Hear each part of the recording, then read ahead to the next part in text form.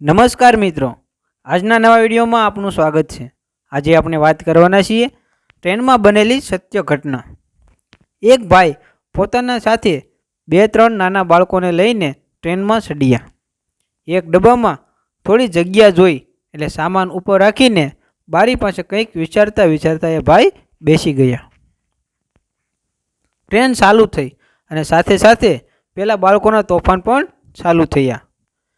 જેમ જેમ સમય પસાર થતો ગયો તેમ તેમ તોફાન વધતા ગયા। પેલા ભાઈ તોફાની કરી રહેલા બાળકોને કંઈ જ કહેતા નહોતા, આથી બાળકો વધુમાં વધુ ધમાચકડી મચાવતા હતા। થોડીવાર પછી તો એ બીજા મુસાફરોનો સામાન પણ હાથ નાખીને પંપોસવા માંડ્યા અને આખો ડબ્બો માથે લીધો।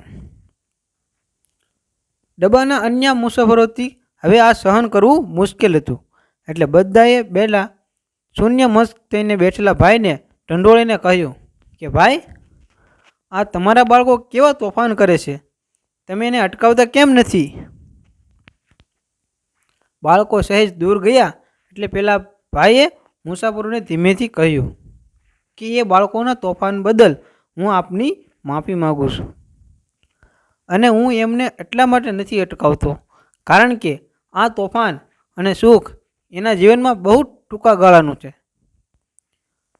આ બાળકોની માં મૃત્યુ પામી છે અને હું એમની સાથે લઈને ડેડ બોડી લેવા જાઉં છું। હવે તમે જ કહો, આ બાળકોને હું કેવી રીતે શુભ કરાવું? તમામ મુસાફરોની આંખ ભીની થઈ ગઈ।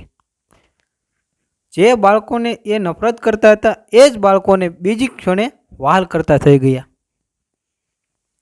કોઈએ ચોકલેટ આપી તો કોઈએ બિસ્કિટ આપ્યા, તો વળી કોઈએ બહારથી આઈસ્ક્રીમ પણ લઈ આપ્યો। કોઈએ બાળકોને પોતાના ખોળામાં બેસાડ્યા, તો કોઈએ માથા પર હાથ ફેરવ્યો, તો એ કપાળમાં સૂમી લીધા।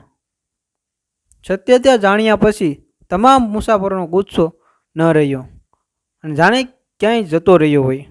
મિત્રો, જિંદગી માત્ર એ નથી જે આપણને જોઈએ છીએ, એ પણ છે જે જોઈ શકવા માટે આપણે સક્ષમ નથી।